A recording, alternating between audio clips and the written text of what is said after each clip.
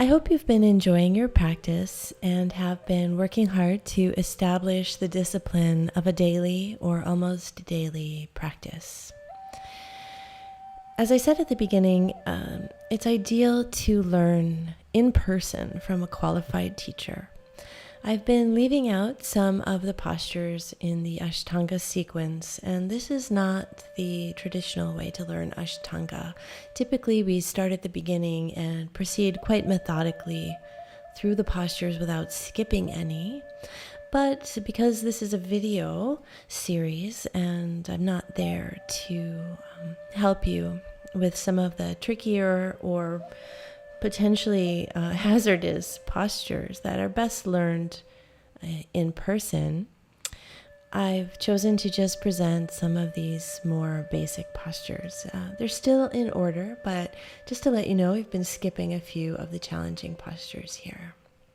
So, after Navasana, but before back bending and finishing, you'll take the vinyasa and add a few more postures from the latter half of the primary series. So these are some accessible and really useful postures.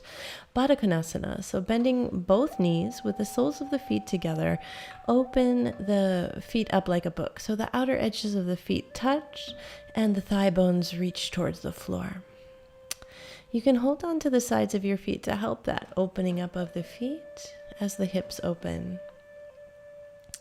Lifting the chest with a long spine. Inhale, sitting up very tall.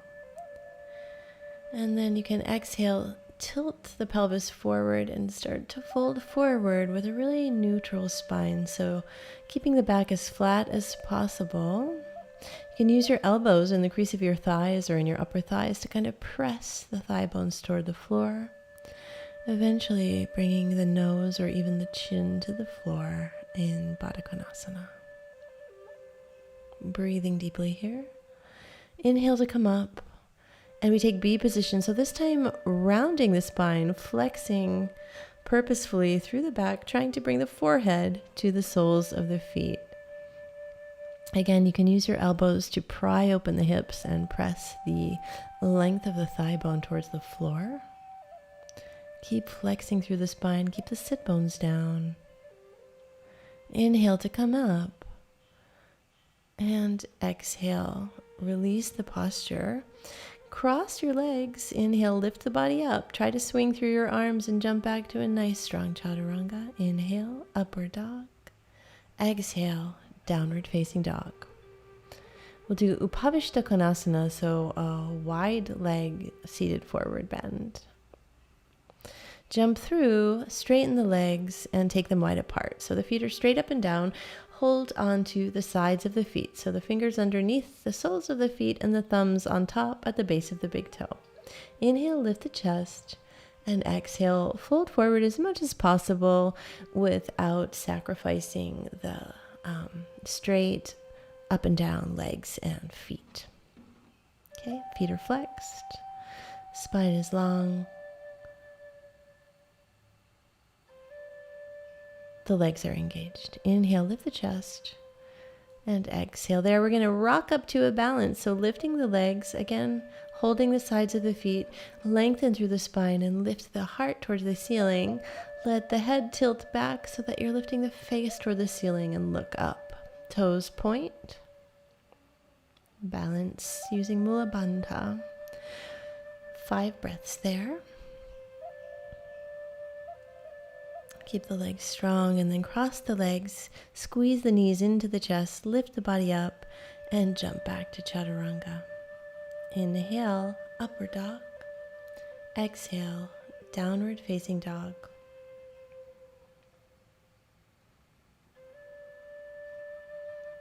Jump through, straighten the legs, and exhale, vertebra by vertebra, lie down using your core strength. Let's go over back bending one more time. So Urdhva Dhanurasana, bringing the hands back by the shoulders, elbows parallel. Inhale, lift the hips. If you want to stop at the crown of the head and readjust, you can before you press all the way up into Urdhva Dhanurasana. Strong legs, strong arms. Stretch the front of the body. Some toning in the glutes, but not clenching. Try to distribute the back bend throughout the spine evenly, so creating space in the lumbar lower back. Lift the head out of the way and exhale, lower down to your shoulders before you come all the way down. You can hug the knees into the chest to find some release in that lower back, if you like, before you prepare again. So feet up close to the hips and parallel.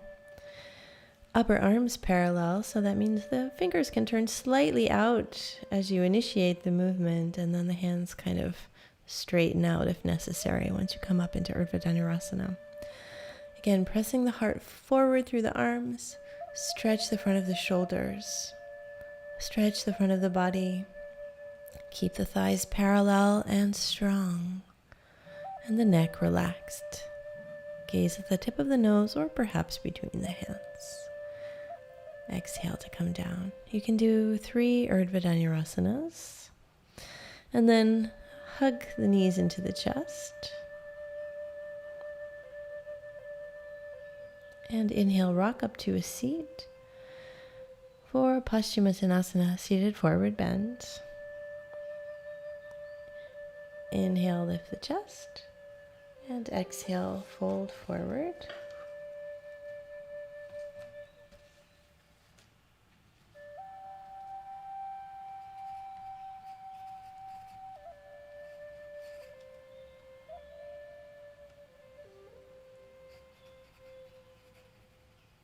So we'll just go over these finishing postures one more time. Paschimottanasana, seated forward bend. Keep the legs straight and strong. Use your bandhas. So these finishing postures are always the same. If you've noticed, we always start with Surya Namaskara A, the sun salutation, 5 times, followed by Surya Namaskara B, 5 times. Then the standing postures in the order that they've been taught.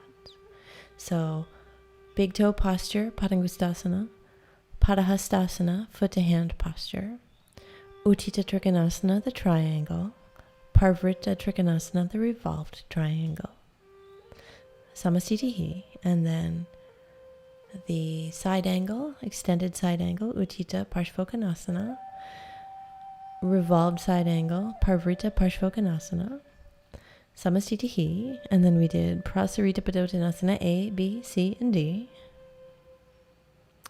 We did Utthita Parshvottanasana, the intense side stretch, Utthita Hasta Padangustasana, intense hand to foot posture, Utkatasana and Virabhadrasana, the fierce posture and the warrior postures, and then Vinyasa to seated. So in Ashtanga, the sequence doesn't change, and you want to memorize this sequence.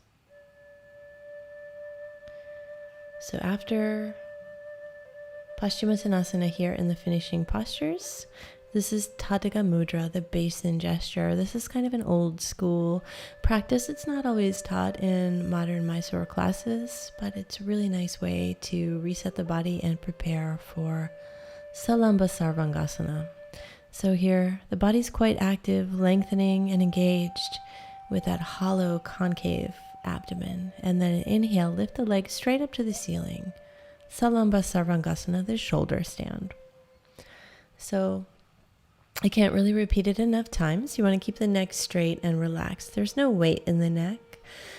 The shoulders and upper arms are bearing the weight. There might be a little pressure on the back of the head, but it should be totally comfortable. And if it's not, really, you've got to come down and seek a teacher to practice with in person. And of course, that's always the best idea, regardless. If you are comfortable, work to straighten the body.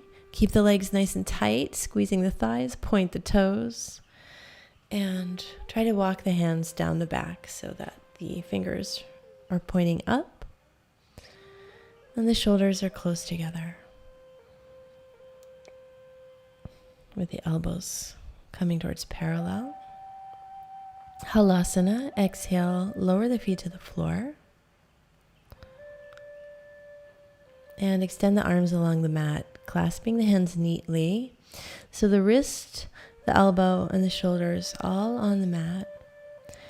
Think here about lifting up your hips toward the ceiling. So lengthen through the spine and try to have kind of a flat back. Point the toes, the legs are active. Again, the neck should be completely comfortable and straight. So I'm leaving out some finishing postures here as well, but these are some of the more foundational and accessible ones. After Halasana, support your low back with your hands and lift up again into the shoulder stand, and then extend your arms along the mat, and with control and core strength, exhale to slowly unroll down. Keep your low back on the floor as the legs come down. That's really important. This modified Matsyasana, so lifting up onto the elbows as you inhale, arch the back, and exhale, bring the top of the head to the floor. Keep the legs straight. If you're familiar with it and comfortable, you can do this with a Padmasana legs. Okay. Really arching the back, lifting the rib cage, lifting the heart, and then extending the legs and the arms 45 degrees from the floor. Uttana Padasana. Legs and arms parallel, or thereabouts. Using the core strength. 10 deep breaths in all of these finishing postures.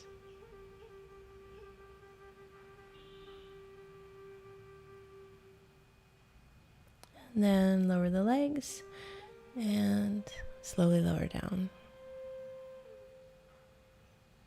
Hug the knees into the chest and use your inhalation to rock up to a seat. So again, taking Padmasana, the lotus, always protecting the knee. You can bend the right knee first and bring the calf muscle up against the thigh. So closing that joint so that it moves as one unit, preventing any torque in the knee.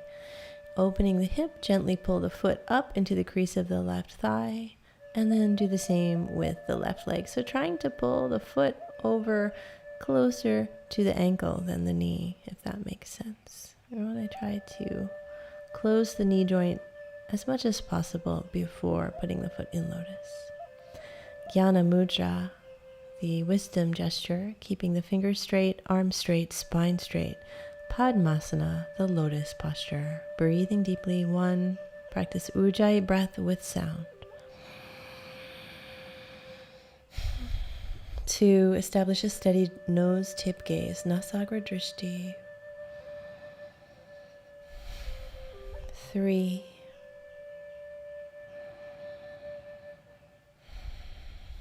4.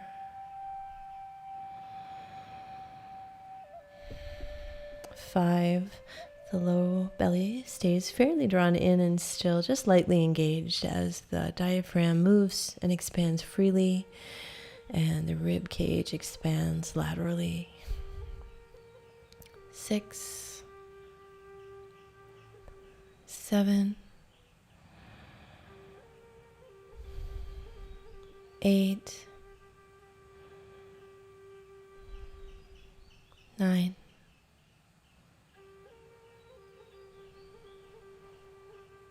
And 10. You can stay longer if you like.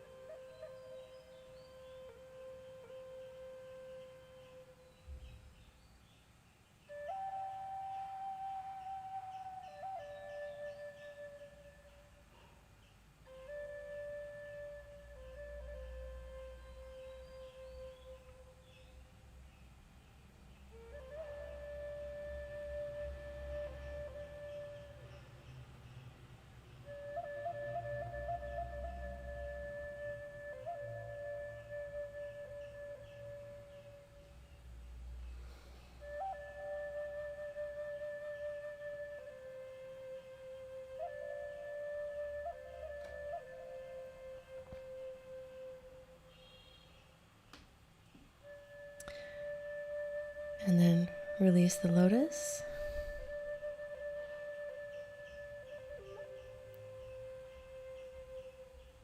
Lie down and take rest. Stay here for at least 5 to 10 minutes and relax completely.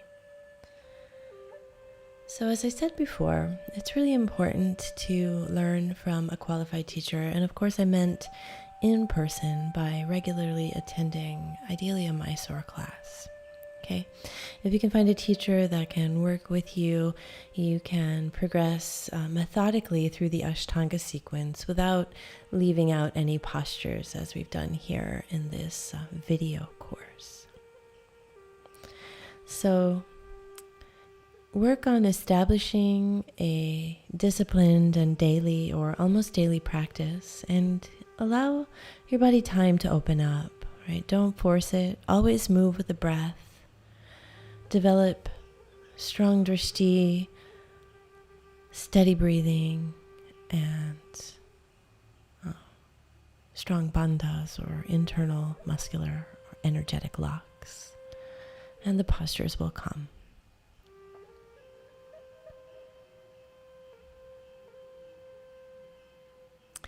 If you'd like to practice with me more or see more of my videos, you can find me at leilahdevi.com.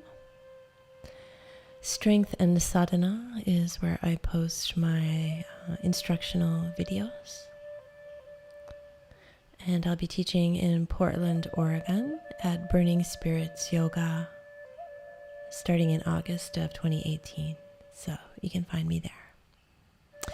Coming up, start to deepen the breath, wiggle the fingers and toes, rotate the wrists and ankles, and take your time.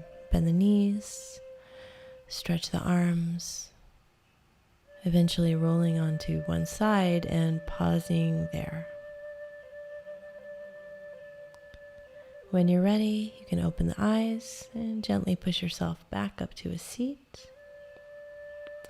Thank you so much for joining me on this course. Namaste.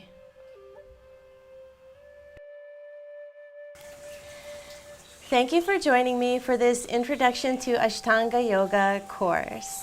I hope you've been enjoying your practice. If you'd like to progress further in Ashtanga Yoga, it's always a good idea to find a qualified teacher. If you'd like to practice with me or see more of my instructional videos, you can visit leilahdevi.com. Thanks again, and namaste.